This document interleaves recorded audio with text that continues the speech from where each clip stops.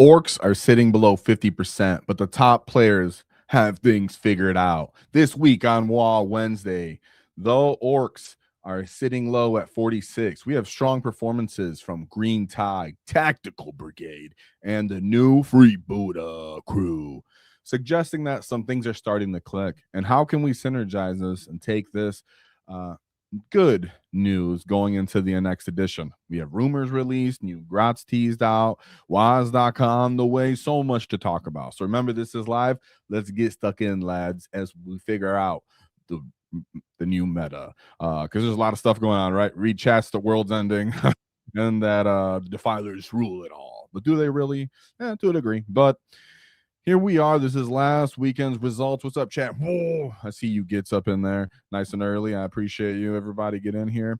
Orks, like I said, 46% win rate right now. But you can see those red spiking numbers right there of real high percent win rates with Green Tide at 76%. We do have an undefeated person that we can talk about. Of course, I'm going to have the voting up, so you guys that are here live or rewatch gang, go ahead and try to vote in on that. Then we have Taktikal Brigade as well, showing some results again. And I think Taktikal Brigade is one of those detachments that has people the most excited next edition. A lot of the time we're already assuming maybe something like Warhorde is going to cost 3 detachment points or something like that. Taktikal Brigade's one of those that, if it works similarly to how it works now and gets a little bit of support, if stealth cover works similarly or still not similarly, we know they don't. Sorry, I meant the detachment ruling works similarly with orders, that you could still give it out, tactical tactics out, and designate stealth cover, stuff like that. It would be very, very good for Orks. So people are excited, but I think that's also why people are still giving it some fun and using it, right? And will WAAAGH fit in a Taktikal Brigade? You let me know, chat, because I think that's one of the detachments I didn't give it that much thought, even though I have the video about WAAAGH as a whole. Then we have the Freebooter Krew. Like I said, personally, the list that I picked for this week that I want to show off is the Freebooter Krew list, right? So I've been playing it. I've been enjoying freebooters. So I have a lot to say on there, and I'm pretty excited for that. We have, of course, good old-fashioned Warhorde being the majority of the player base, right? So the last ones we just talked about, we have 322 as the number of people, but Warhorde's still sitting at 21 players strong, with WAAAGH on the way to see how he affects those numbers, sitting, 43% win rate for just like the general Orc 40 player base, which is exactly what the results are kind of showing. All the other 3 detachments brought that number up, which is really strong results, like we said. It's not that I think Warhorde's bad or anything. I definitely just think it's the playground where people sit comfortable. They've been playing it all the edition, somewhat figured out by most opposition, not changing, and it's how it's dynamic, but still great results. You can still go very good, get good results with Warhorde, absolutely. But just like when you're talking about like ultras or something, if the majority of player base are somewhere, the number is going to look a little lower. But speaking of lower, we have Dread Mob, the meme detachment. It's kind of funny to think about it, that through all the detachments we have now, what is it, like 11 or something, right? Dread Mob is still the memeiest detachment, yet still has teeth. And I think the 5 people that are playing it are kind of playing it more for fun. I see a lot of people that are saying it's my last hoorah with making my stomp a supercharged. So I'm going to take it to an event. I say if that's you, keep doing it. If you enjoy doing it, your Dread Mob, because it's strong and you figured it out and you're one of those specialists, I'm sure you're having a great games. I do have interest in this detachment for next edition as well, right? It's like one of the most, if not the most, competitive, in my opinion, detachment that's the most slept on in the Orc Codex. You can let me know if you disagree with me. I've been showing my bias and my preference for it for a long time, but I'm sure gets like my boy Michael Mann might agree with me on that to a degree. So Dread Mob, love it. If you're playing fun with it, have fun. I don't think the stomp is gonna be supercharged anymore as he is. Is he gonna be better? Maybe GW figures out we can use him, but right now he can use him. Bully Boys, that's one that people are excited for next edition. As of right now, the results are showing that's been kind of consistent, kind of cratering. So no disrespect for the Gits playing bullies. You could just, you like to play that kind of game. It's nothing wrong with that. Just you don't have any dynamic tools. And then for Cult of Speed, 2 players, 23% win rate. Don't know what their lists were. Cult of Speed could be one of those that if you don't have that really spiky max Coptas kind of as your core, you can definitely really struggle. Or if you kind of put too much of different tools into the detachment, I think that it definitely struggles. So that's kind of what's discouraging sometimes. And I've played lists with buggies. I've had solid results with buggies, but it's hard to be hyper competitive with buggies on your list as well. So the cops has become the huge backbone on it. And then, there's other stuff. You can watch the videos on that. We know Cult of Speed works. And I think WAAAGH is going to be amazing in Cult of Speed. And there's so much good results with Cult of Speed. So I'm not worried about it at all. Right? Like the new detachment that came out, the Speed Wall, didn't even make me flinch compared to Cult of Speed. And like chat saying, meta buggies in 11th, trust, right? It's GW's old trick of, you didn't buy any of these last edition, fellas, so now you're gonna buy all of them. Too bad I beat you to it, GW. I already bought them all. No, the thing about that is last edition buggies had like a whole spree of taking over the whole meta. So and right here, WAAAGH is mounted, bikers are mounted. You can totally use him in Taktikal Brigade. Exactly. That's a good point. But do you find the points for him in Taktikal Brigade is the contention. Like you have fallback in that detachment. You can give him more OC. I like giving him orders, right? I put that in WAAAGH video, but have I seen people making lists with Taktikal Brigade and incorporating WAAAGH? I haven't really been seeing people cook with that yet. So if I'm wrong or if I just haven't caught on, you let me know, chat. That's what you're here for, like you've been doing. So yeah, that's what we have for the stats and the facts. But of course, we're going to go on to the voters. We have the paint competition, Orks 518. That's coming right around the corner. Do what you get, because Titanic walk models are different. We're getting plunging fire. There's a chance these get to actually become kind of playable and fun. So get one of them painted at least. And there's a lot of things to do here for fun. Then we have the honorable mentions. So the honorable mentions, this is the voting system. Get up in here, get rewatch gang, put it in the comments, because there has been several times that I see people write in the comments, and then I choose that as my list the following week. So starting off, we got Cody Hall, and he went to ATC, 4-1 with the Warhorn. Love to see that. Great job there. And he lost his fourth game, as you can see on screen. He got 3 points there. Then we go to Jer Collins, which was 4-1 as well with the Green Tide, and he lost his fourth game. But really, really staggering good numbers up there when he made his way to the top and how he ended up strong. So good overall score, great job. Then we have Jack. I don't want to say Diner, sorry, buddy, but I assume that's how you say it.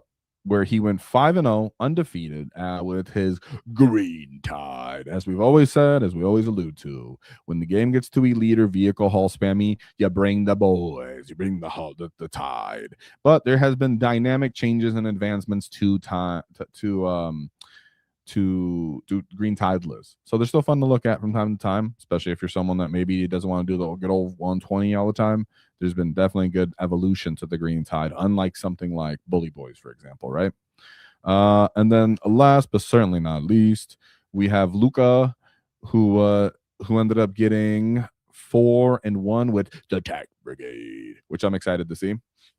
Respectable, good scores right there as well. 99, 87, 89. Lost his fourth game. So not only did these guys go 4-1, but they beat the most peak, pivotal, important number, arguably, is being able to win your first 3 games, or ideally is your 4, actually, to see if you're like a competitive, strong army.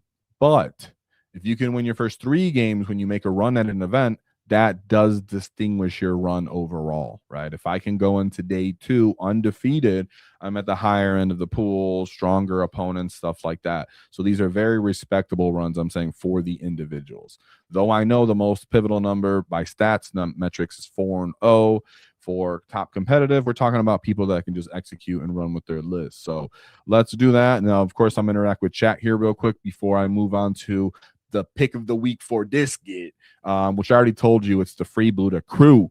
And this get ended up losing on his last game. So he made it past 4-0 number. So boom. So let's look at what the chat's got to say, because we have some generous, lovely gets in the chat. 5 WAAAGH to gifted memberships. I have failed you gets with that after action report, but I'm definitely working through it. So I got you guys. I promise I will not fail. Next edition, I better bet at this. What are the odds of getting a new War Biker sculpts? This is one of those things that I'm actually like not sure of, because the rumors we hear were that it would come out in the box, and all these different kind of illusions that WAAAGH would be leading it. We have the speed wall being shown and WAAAGH himself having his way. So I think based off GW liking to match the theme and push this stuff forward, there's definitely a chance that in that first year that a box is released, right? Some kind of box set. We haven't seen the start edition box set, so we really can't dismiss it. That being said, from the rumors we heard, we're actually wrong in this case, where people were thinking it was going to come already. So it's really up in the air. I'd probably give it like a 65% chance that it does change. But I'm not one of those people that thinks we necessarily really need it. So we'll see. It could be GW just puts out WAAAGH and it's good enough in that case. But it's a good question, and I think a lot of people are asking that. So I'll keep my finger on the nerve. And then we have 5 Wall Tactic memberships from the Bando. Yeah. Actually, you guys, just so you know, this Saturday, my plan is to get 2 battle reports in, get content for that, so I can turn those out as well. So when they come out, they're going to have to come out as a trio, like all perilous things, I guess. But thank you very much, Bad Dog. Super generous. Much love you get. Can't wait to get stuck in. And then I'm kit bashing a Daft theme Gorkanaut. That's awesome. You got to submit that. But I guess since you're kit bashing it, you're not gonna have it done in time. But thank you for sharing that. And let's move on. Of course, like this is live, so if you got something to say, don't worry. I will come back to you and I'm interact. If I got something wrong, you got your thoughts to share, just let it be known, because I am reading and I am responding actually to real time what you guys are saying. So here we have Keaton Marshman's list. Now, Keaton has actually been featured on the channel in the past, so he is a distinguished orc general, right? He is excellent. But I really like how he put together his list, because he took some known archetypes and strength and cores of lists and then put them in there. A lot of things here were things I alluded to that would be strong, that we experimented with, that I said were a preference based, but then he also put his own preference on top with a cherry. And I think this really pays off. And there's argument here that this might work in other detachments too. So if you ever come across Keaton or he leaves a comment, fill in the blanks where I miss it here and how this list works. But overall, very exciting. Now, we have, starting off with the Freebooter Krew, we have a beast balls. Sometimes a contentious piece, but here we have 2 big bricks of Snaggas. So that goes hand in hand. They're amazing. Boss Snickrot. I still think even with WAAAGH around, we're going to see some Boss Snickrot. He just serves a different purpose, but we'll see how that goes. But he's a good old favorite at 75 points, like he should have always been, because he was way too overcosted before. Happy to see it. He ends up on very common lists. Then we have Gaz Gulthraka, as me and Mork Perry were speaking about when he was in here. We were chatting live. It's really difficult to pass up on Gaz right now. He just plays such a pivotal role, so I definitely think he's going to be on most of your list. Then we have the Pain Boy with Bionic Workshop. Excellent ability here for 15 points. It is random, but it functions. You can end up getting a War Boss and a Pain Boy in one to a degree, right? Because he doesn't punch as good as War Boss, but you get similar buffs. So you make him faster, that which would be very important in this detachment. You can auto advance 6, or you can just make them hit more accurately, still have the Pain Boy feel no pain, or just a strength. And sometimes that does come up right now in the meta where things have gotten a little tougher. So then we go to the Zagrot Wartsnagga. Love to get. We all know enough said about him. Now, what's really interesting about that, now that I've told you the character leaders that are leading this WAAAGH, we have 2 20-man bricks of Snaggas. Not just that. We have a 20-man unit of boys, but we just mentioned we have Zod. That's 4 mobs, quote unquote, big bricks of orc units.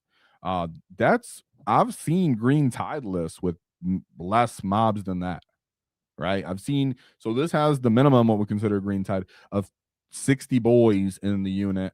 Then you throw Zod, who kind of acts as like a boy unit, but faster. And then, and it doesn't use transports, etc. But he has 2 10-man units of boys as well. So this is just pure body volume, horde style list. Yet he brought a battle wagon, 2 of them, 2 battle wagons, both had RKs. One had a cannon, one had a zap gun. Might just be, what he had, WYSIWYG. Cool. I like the zap guns.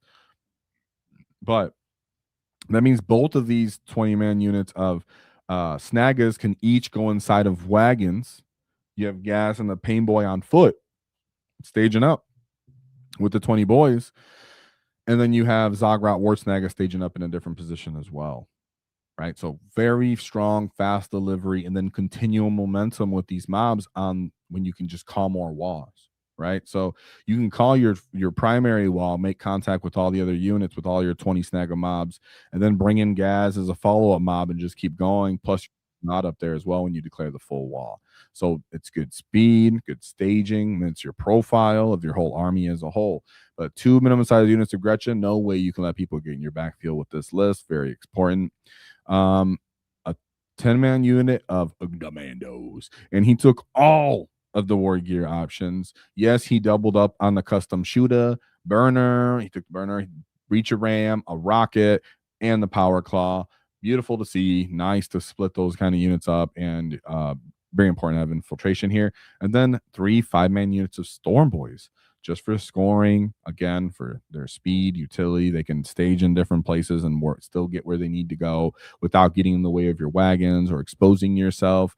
Keep in mind, there's always a chance that you just don't have anything embarked initially in the wagons, and then the 5-man Storm Boys can be inside of there, and they can jump out and participate, or they can auto-advance 6. Or you can have 10 boys in there and 5 Storm Boys if you don't want to commit all of them. So if you can stage up safely enough and get back embarked in this, you can have both wagons with just 5 Storm Boys and 10 boys in each one. And then they jump out. Boom. That's your first wave along with your Mandos. Touching. Try to stage up on natural expansion. Try to tag it. Stage up into the best fighting positions, or to screen out the enemy from running through there and making contact with you first. Bandos out. 10-man boys are better at skirmishing than like a stupid Storm Boy unit. So the commandos out there, they can run out and do secondaries as well with the extra speed from coming out of the wagon. And then all of the dudes can get inside of it, and then the battle wagon moves forward. Right. So that's the leapfrogging thing here. And so everything can be quite staged up, yet gain at additional movement and staging and speed from how you have these units embarked. So as much as that you're thinking a mob in your head, this is very you can very much see how this is getting deployed in the game, right? Someone in chat right now is saying on layout 1 this would be nasty, right? Layout 1, Storm Boys advance to the natural. Exactly. They can advance charge to the enemy's natural. They can auto advance, or they could be in the wagon and still do the same thing. So they're even closer. So if they have a reactive move or something, you're like, I could still reach you. You might not want to do it. Your Storm Boys might suck at combat, but they don't know that. And with how the ability works now is I can choose theirs. So the Storm Boys can act more as little missiles, and the 10-man unit of boys can act as little missiles now. Sweet. Or you could play late game, have 10-man unit of boys staying back, coming in, they declare a WAAAGH, jump into a fight. But usually Gaz is going to be nasty as well. So I think I summarized at least how this on paper would be deployed and put together, and the game state would work kind of, I wouldn't say obvious, but you're playing with mob that's coming with transports and staging. So you're going to get in your skirmishes with your small units, try to stage up with your battle wagons, disembark, call a wall, make contact with you have to make contact with both. I would say both, but maybe you could keep one back. But the thing is, you have to be on an objective, call the wall, and I don't think the snaggers would be out, right? So in theory, I think Gaz can actually choose to hang back while you throw the other ones forward, and then he comes in and deals with the enemy's response to cleaning up all of your other snagger units. So I would assume you have to make contact when you declare your primary wall with Zod and both 20-man unit of snaggers. Sounds like a lot, but not necessarily when you think about how War Horde generally wants to do that as well in its fights, or Green Tide. And or if you don't make contact with one of the Snaggas, of course, Gaz himself could end up very fast because the Bionic Workshop. So he could end up being 2 inches faster on his boy unit, auto advance 6, make good contact, and then you could be knowing this, had disembarked your Snagga unit, staged it, touching an objective, and then your natural, and then you'll declare that one and you'll launch pad off that one. Not sure because I haven't ran this archetype to this max max lethality stat potential, but this got me very excited for a Freebooter Krew, kind of moving away from all of the shooting that would typically be seen on freebooters, because now I'm just going to pick that objective, run over there, smash you, and then now that I'm there, I'm going to call wall again and continue this momentum. So I love that, because that's the one thing about also with you're playing with the mobs is you're like, well, I'll run out of momentum. You're going to keep calling a wall. You're not going to run out of momentum so easily. So let's look at his path to victory real quick and go over all his matchups to get a better idea of the context, and then we'll move on to the voting, honorable mentions. Sorry about that. So I just showed his list. Let's move to his game 1. Like I said, he didn't lose till his last game, which is what we want to see. Get that 4-0 start. And chat seems pretty good about that. The movement shenanigans. Yeah, awesome. This guy said he's a mini Marine with the Leagues of Voltan. So he has double evaluators. So they're going to do your taxes. No, I'm just kidding. Stormbrow, and then Uthor, the destined to get crumped. The little carrier unit, 2 big bricks of the Thunderkin Zerkers, but these have the beam, and then 2 3-man units with the blast cannons. So somewhat of a threat to the Leagues, but not really, in my opinion. Let's see. Only 1 unit of the 5 Zerkers with a minimum size unit of the Earth Shakers, followed by double land fortresses, double pioneers, and double Jaegers with triple, with these all melee? Yeah. Triple iron steel jacket melees. Ooh. So he's just trying to meet you in the middle and bang it out. I just called Ironkin. Ironkin steel jacks. I didn't remember what these guys for a while, but I'll pull it up anyways to make sure I'm accurately depicting what they do. But Leagues of Voltan is one of those armies that they have all the infiltration and they want to make contact to you right there in the mid table. They're not very fast, but they are combined arming you in a very dangerous way. So steel jackets, T2, 2 up armor save, 3 wounds a pop. These guys were melee, and they had but there's only like 3 dudes in a unit. Yeah. Okay. 1 steel. Okay, 2 to 5 steel jacks. There. So they're 3-man units or 6-man units. So these were all little 3-man units, more like elite infantry. And it looks like, did he bring different weapons? I'm checking that he had all the same one gear. Yep. So he had. Do they still get the bolter? No, that's what I thought. Oh, that must be their sergeant, huh? So they get 6 attacks on the plasma sword, strength 6, -2/2, and then the concussive gauntlets are only 3 attacks, hitting on 4, strength 10, -2/2 damage. So they're wounding very well against the boys, but they're not hitting very well. Low amount of attacks. And if you're on an objective, something, they can get like a critical ability. Either way, they're more like an anti-vehicle / slowing thing. So they're not really that big of a threat to the mob here. So how he developed his list with the steel jacks, with the Jaegers, land fortresses, is at some point those land fortresses are coming forward. Like they have to play the mid table. He doesn't have a lot of really strong units that are going to come forward in any other way. Like Berserkers would be another way where these guys will get in the skirmish, get some of your orc assets out, and drop their Terminators or the Thunderkin behind them, shoot you, and then charge. In this way, not really. So 95-point win there. Leagues, once you make contact with them, you just keep crashing. So luckily he has good speed here, a lot of bodies. The gas lethal would help with the high toughness that these armies have. And the having more walls and Zod would definitely be awesome deal. All these little Storm Boys running around. Now you're not going to kill those Jaegers because they're T6 necessarily with your Storm Boys. So might need some help there, or just in general, just putting them in a pinch, because I think they have a built-in reactive also, like I was talking about earlier with the staging part. Then we go into a second game with the Adit God. Okay, I was like, yeah, this is that guy, right? Because he has double great unclean ones. a Malignant Plague Cluster, and then Orks. So he's playing that just big boy version of Death Guard. He has a 5-man unit of Plague Marines, double Plague Bears, a Chaos Spawn, and then triple of the new Defilers. It looks like he did pick different versions though of the new Defiler, so he didn't have just the spam the same version over and over. So this guy was coming out to the event to just take advantage of his ultra cheap, very not reasonably placed Defilers, points costed Defilers. Did he have the same weapons? Destructor. No, see, this guy has Electro Scourge. He doesn't have the auto cannon. So these guys have Magna Cutters instead, which are more like Melta weapons. And okay, so if you had the auto cannon again is only about 4 shots there as well. I'm trying to see if anything has like a ton of volume here. I mean, their strikes have sustained. One of their strikes, their extra attacks have sustained 2 because we've seen how nice that was, and GW hated it. But hey, give it to these guys. Sweeping Claws, 10 attacks, hitting on 3, strength 6, -2, 1 damage.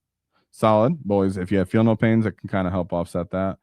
This is where you'd be grateful. Have some Bushnaggers alongside gas to try to help blend these guys down. Yeah, these guys are way too cheap for 250. So silly. Yeah, so if you're really dreading, I would love to see what this mission was, right? If you're really dreading, like we say, hull spam, vehicle heavy kind of things, that's why the Green Tide just comes in. This isn't a Green Tide army, but that archetype of bringing a lot of boys from a Freebooter Krew. You're going to make contact with them quickly. You're going to have Gaz continuously being a big, tough problem where he can kill stuff and just keep following, and the enemies has to keep committing to him to really get him out, or he's going to keep killing their units. These armies want to play on the objective, right? Great Unclean Ones are pretty obvious what they want to do. They're going to go stand there, crump them, right? Thanks. We Freebooter. That's our objective. Bam, smash into them. We're on the mid table. Now Defilers have to commit. We're auto-seeing them. They're getting debuffs from being in combat, possibly. So as much as you get highly intimidated by this, the practicality of how this game plays out is these guys have to play the mid table based off the primary mission and how their armies cost, their favorite models cost so many points.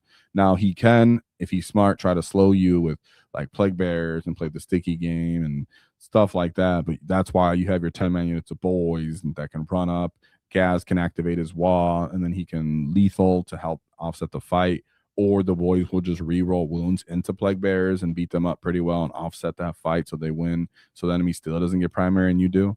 But because of how high the score was, I think the enemy just kind of was like, I don't know what to do here, and just went for it. And Keaton just met him in the mid-table and crushed him with OC and with all the bodies. Because imagine you have the Snaggle Boys rerolling wounds, then Snaggle Boys can reroll wounds from the CP. They can get sustained, and they can do lethal from Gaz, have sustain as well. Then so they re-roll the hit roll into lethal and sustained. It is on 6s, but then they're really rolling the whole wound roll. Yeah. So even one of those 20-man units of Snaggas that didn't have a character is still crumping pretty hard. This was against the Tau Empire in Montcar. So we have Shadow Sun, Acryl, a Twin Lance, only one, okay, and that was Acryl Warp Shaper.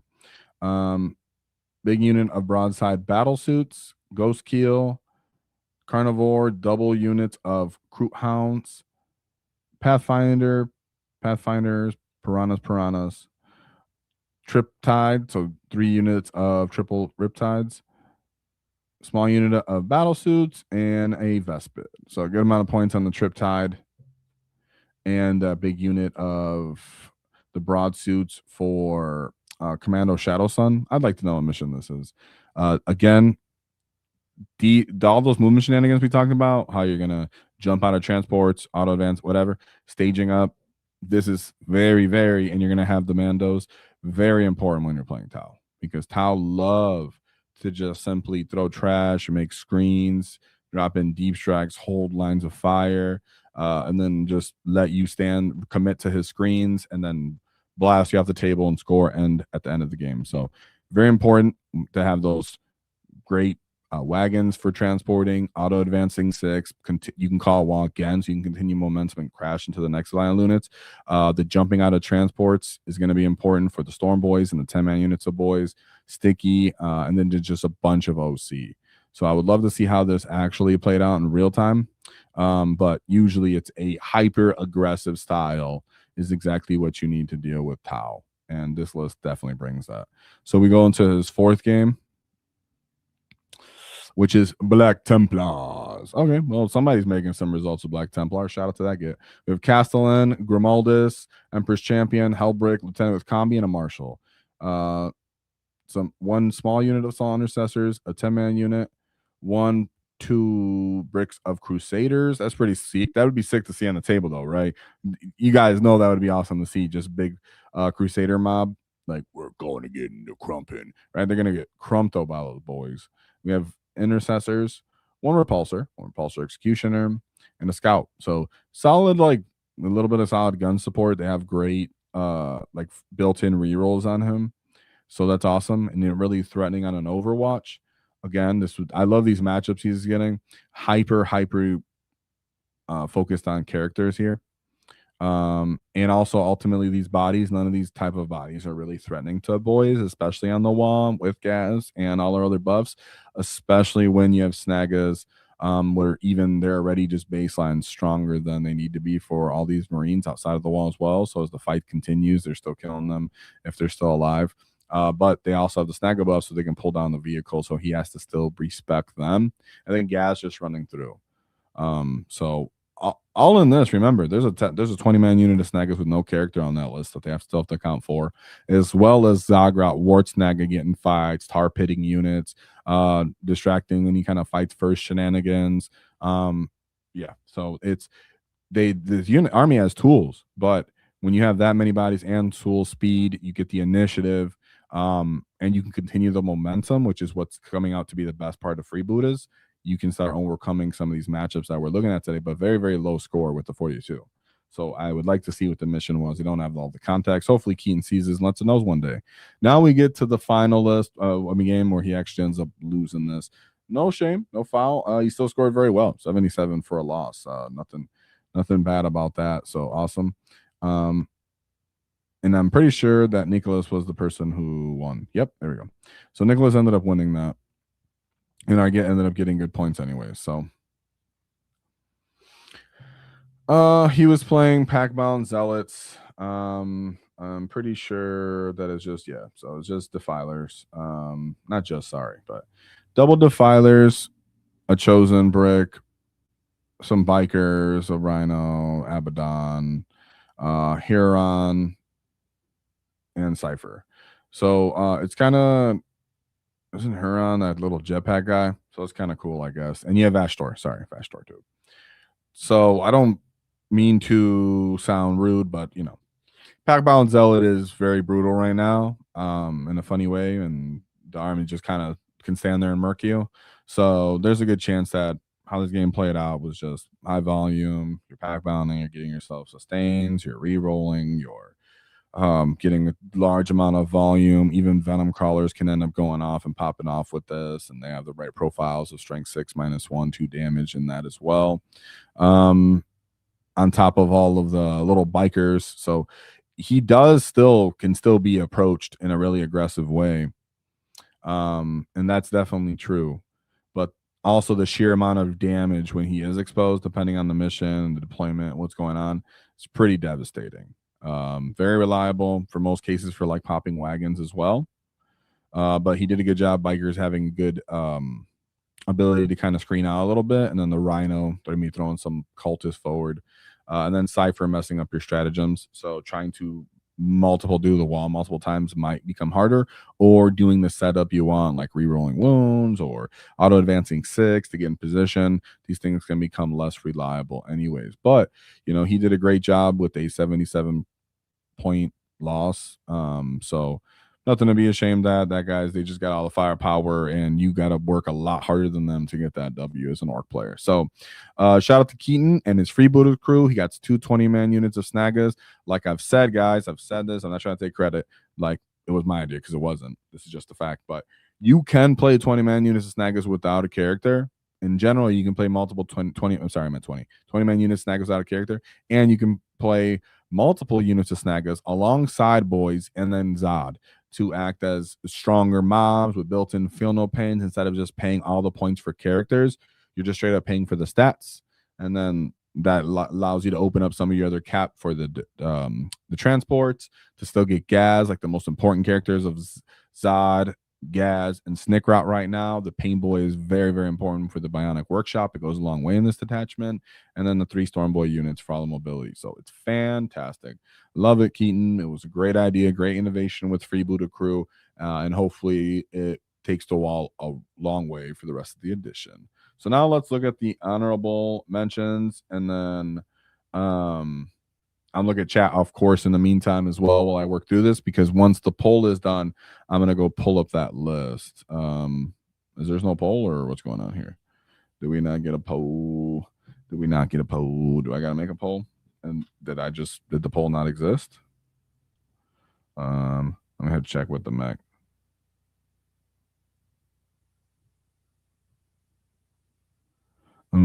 Let's see. Oh. Okay. All right. Let me put up the poll, guys. Okay. Hey, chat, relax with the poll talk. All right. Let me put up the poll here for you. I said it again after I said relax. All right. Let me adjust this situation because my mech is unable to attend. Oops. And then just seen the message. No. So let's see. Thanks, guys. So let's see. Star poll. That's unfortunate. Okay. I'm going to just put the person's name, guys, their first name, and you guys are going to just vote based off of that. It's unfortunate. It's okay. Well, thanks for being with me, guys. I was like, I wonder what's going on here. And people are like, oh, there is nothing for us to see.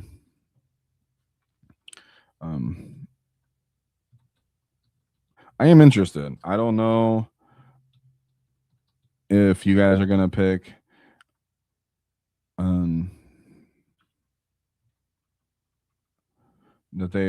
the Green Tide list, or if you guys are going to pick for Undefeated, or if you're going to pick the Taktikal Brigade, because everybody likes Taktikal Brigade, right?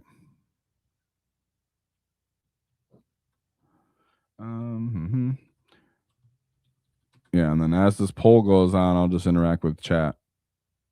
Let me see if that could actually go up. All right, cool. All right, sweet.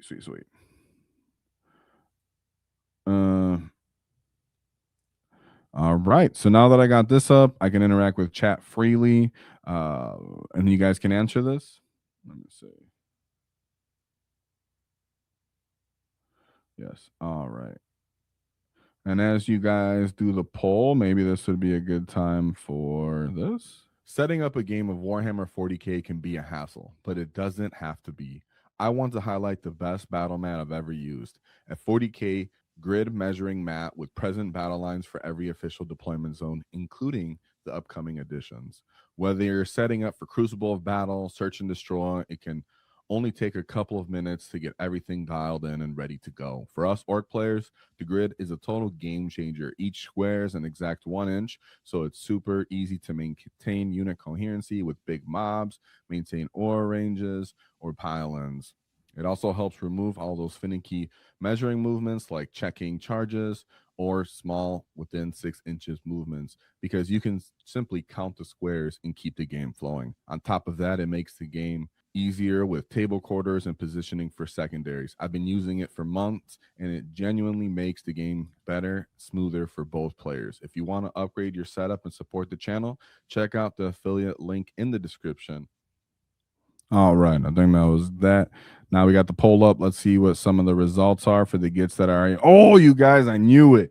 All right, so far it looks like we're having a strong winner here. But if you're here live and rewatch gang, make sure you get in there, because I have seen the polls shift drastically in the past before, where I thought someone was winning and had it all set, packed away, and then suddenly, boom, someone else came to the forefront. So then I had to go back the following week and cover that list because I had got the poll wrong. So I'll leave it up a little bit more. I know you guys can immediately get to your phones. Rewatch gang, make sure you guys get represented there and get your opinion as well. But I think I know who's going to win. So let me go towards my info so that I can pull up that list real quick. So what's up, chat? So now we can just talk rumors and drama for a second before I move to the next list. But we've seen the Grots, and we also think that there might be a release happening sometime in early June, maybe late May, where they actually show the launch box and maybe even pre-orders. I mean, there's a lot of rumors going around, and there's actually collaborating evidence where people are saying, there's some movement at GW headquarters itself. Yeah, so there's a lot going on, guys. I'm like, dang, is it really that time already? We're already moving on, but I'm really happy about it, because as much as we've been a little bit hard on GW for like what we've seen in the Orks, like maybe their war boss and some people, the mobs, and I mean the little grots they don't like.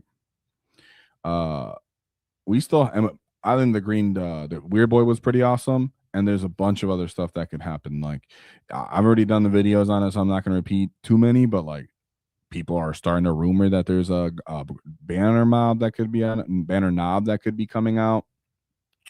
So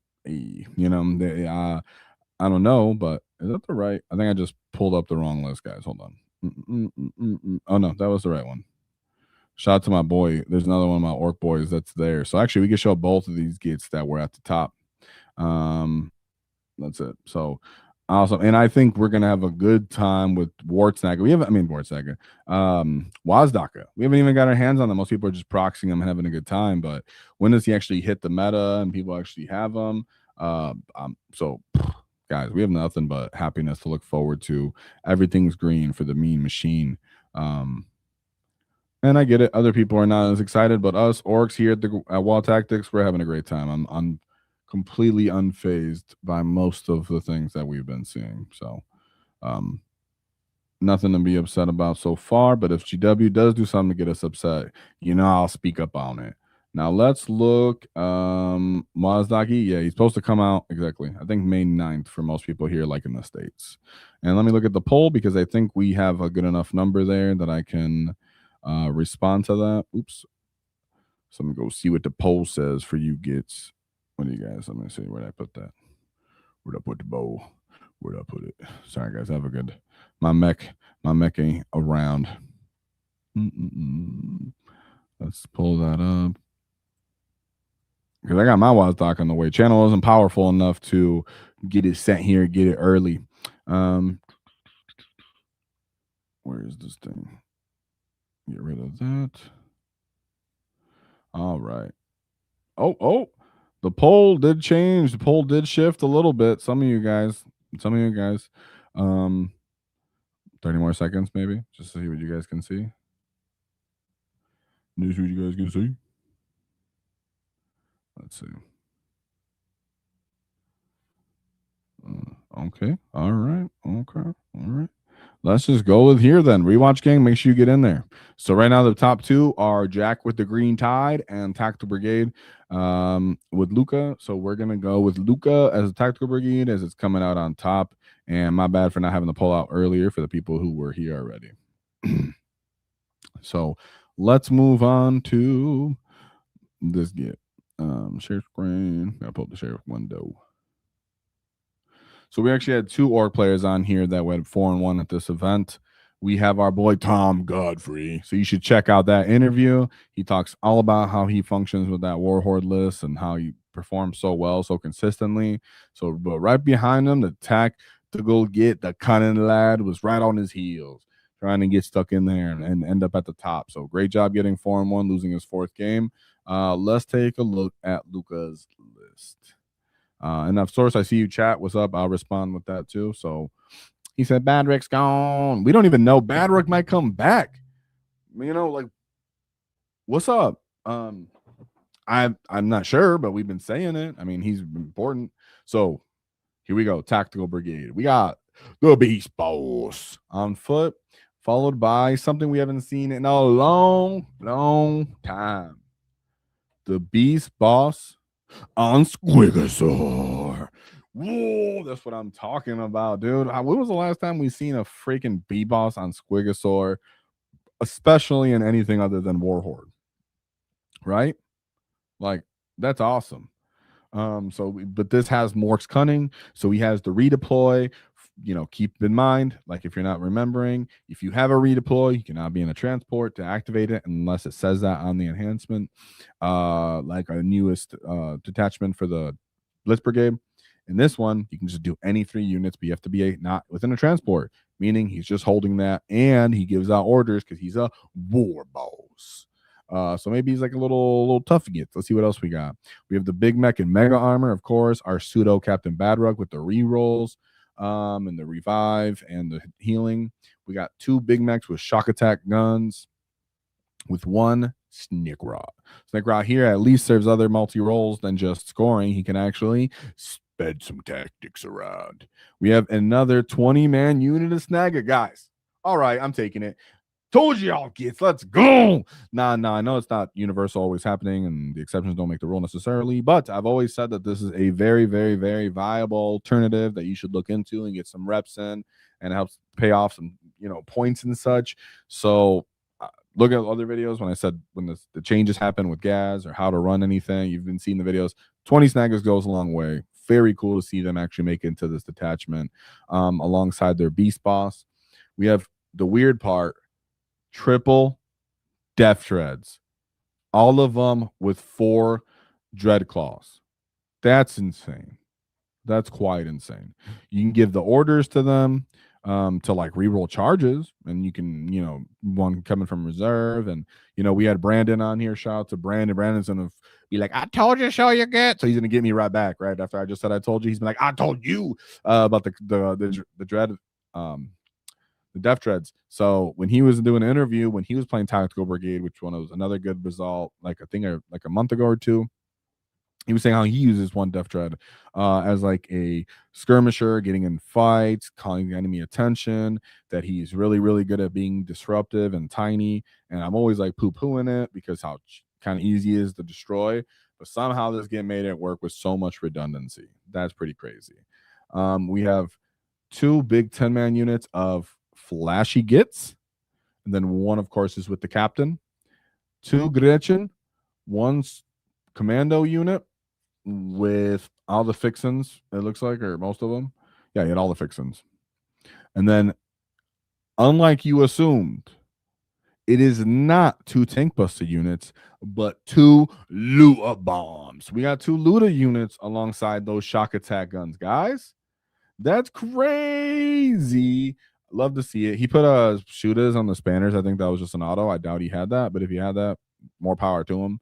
I assume maybe he had something else, but who knows? Maybe he really did put the shooters on there, and he just wanted volume, and somehow this unit paid off. We do know they can get +1 to hit. Objective, they re-roll the hit rolls. That's pretty sick. So when they're hitting on 5s, it's pretty much like having sustain anyways, but maybe a little better.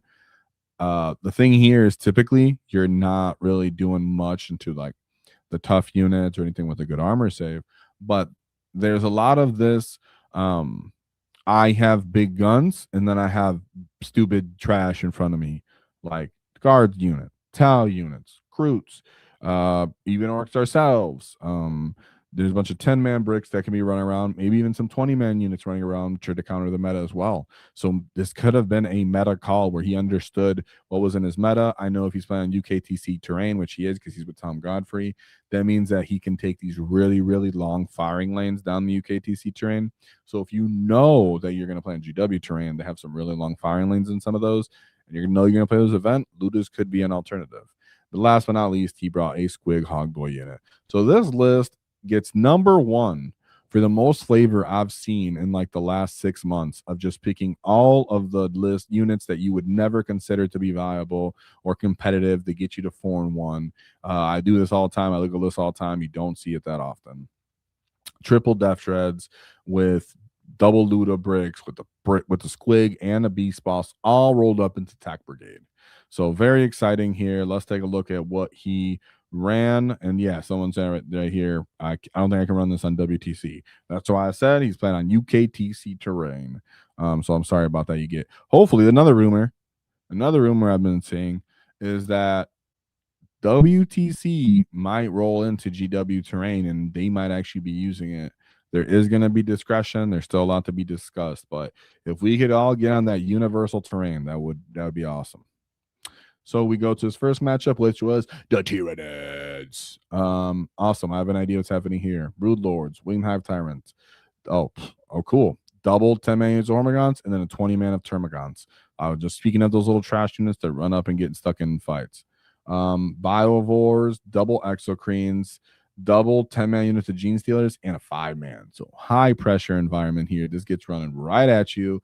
One Neurolictor with double Norn emissaries and a Tyrannofex. So awesome. Look who we got here. We got 2 big 10-man units of the Flashy Gits. Flashy Gits would totally tear up some Gene Stealers, whether if it's shooting them and charging into them. We got the Ludas. That would be nasty on Overwatch if they decide to sit one of those 20-man bricks on an objective early game or try to close the distance with the Hormigons, which sometimes these people like to do. And then, of course, you themselves, the Captain Badrook unit, which is nasty on Overwatch. So you could just say, I'm going to leave them outside and just annihilate them. So you're giving +1 to hit. And then following his little monsters and or his Norn emissary, you have Death Dreads coming in. But it is interesting to think that he was able to take down Norns. It is because, in my opinion, that they don't have access to like an Armor of Contempt here.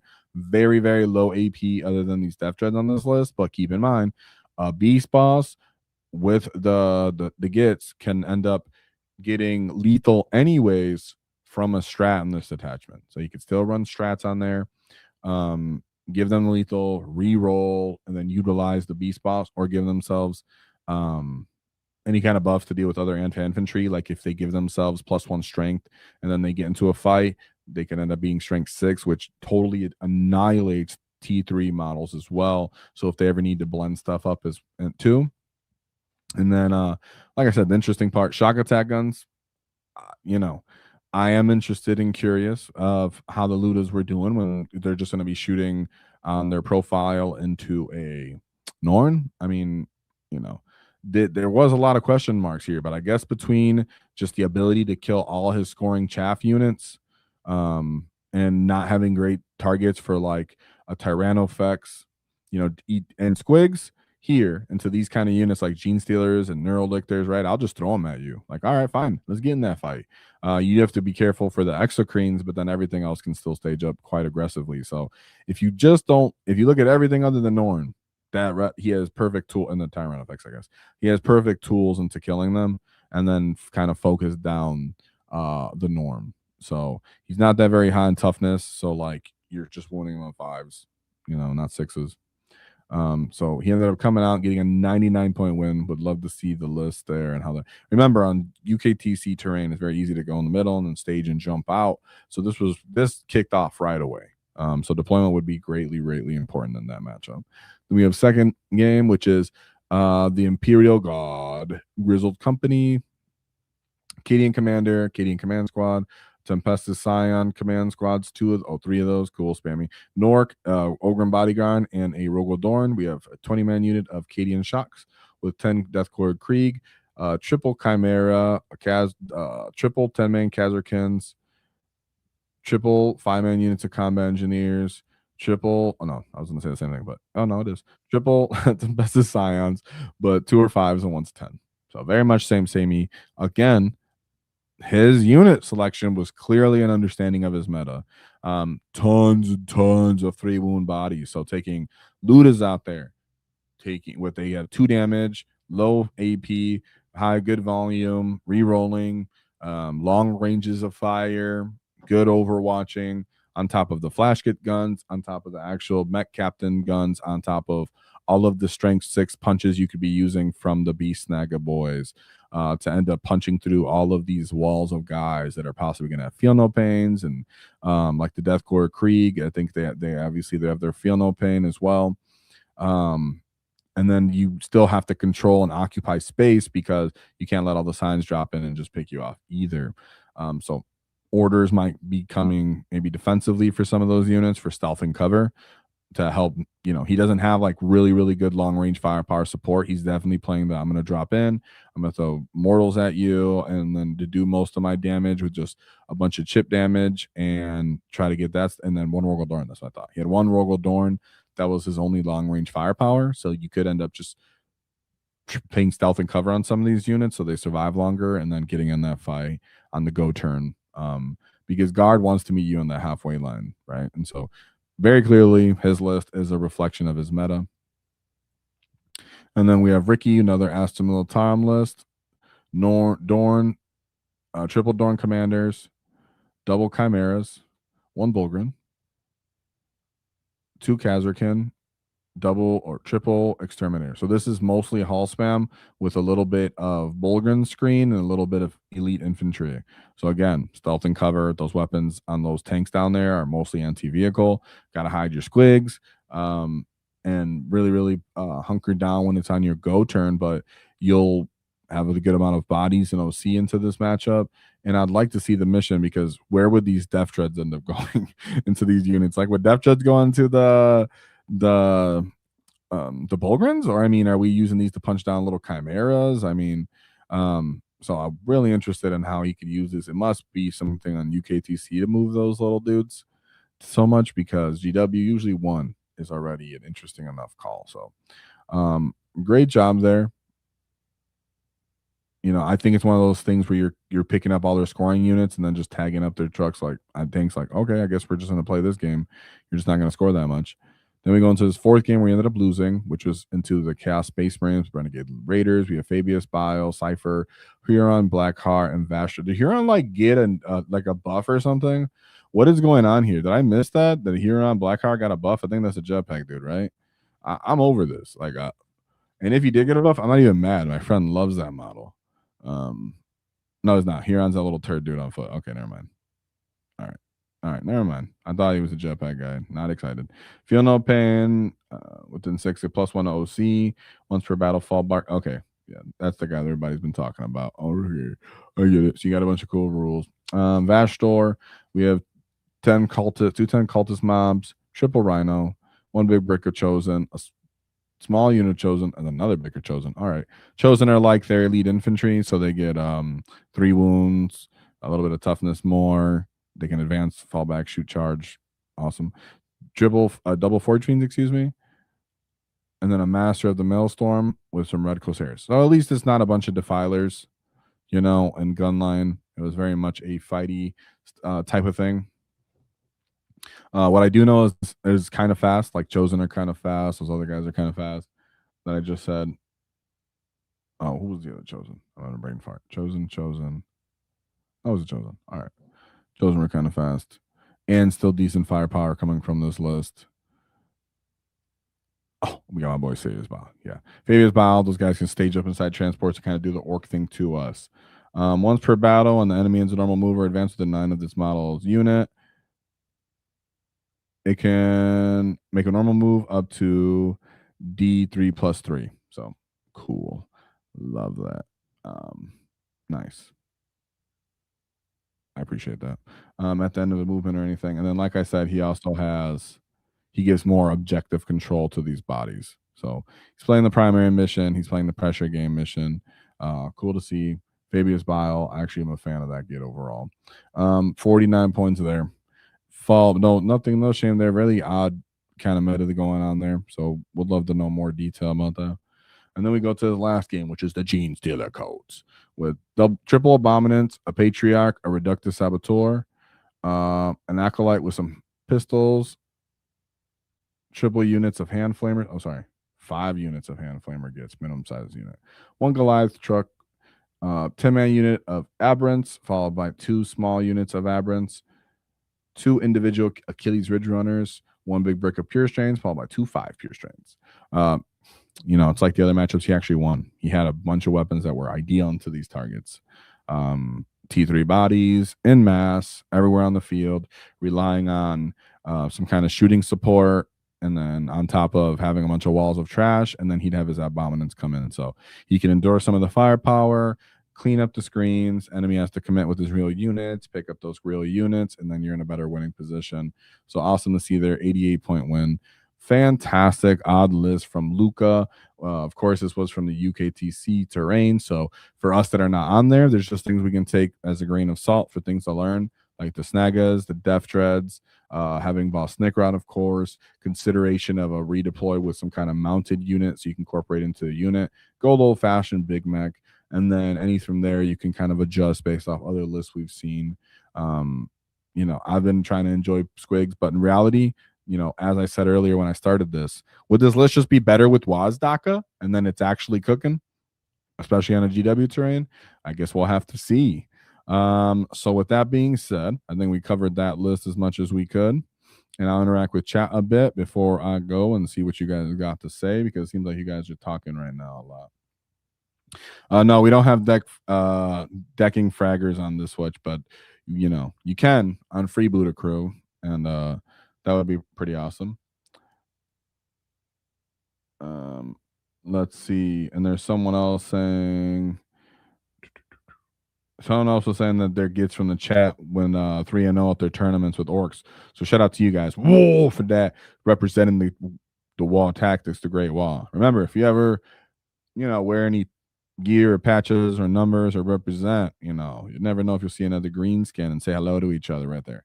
So I've seen that happen before where people, Orc players, do that. So awesome to see. Very, very encouraging. And that's what we want here. We want the Great WAAAGH to grow and make people better Orc players. So we remain a relevant, important love faction. So yeah, let's see what else. What the heck? What are you guys even talking about in chat now? Polling? Okay. They're like, hey, we have some tournaments.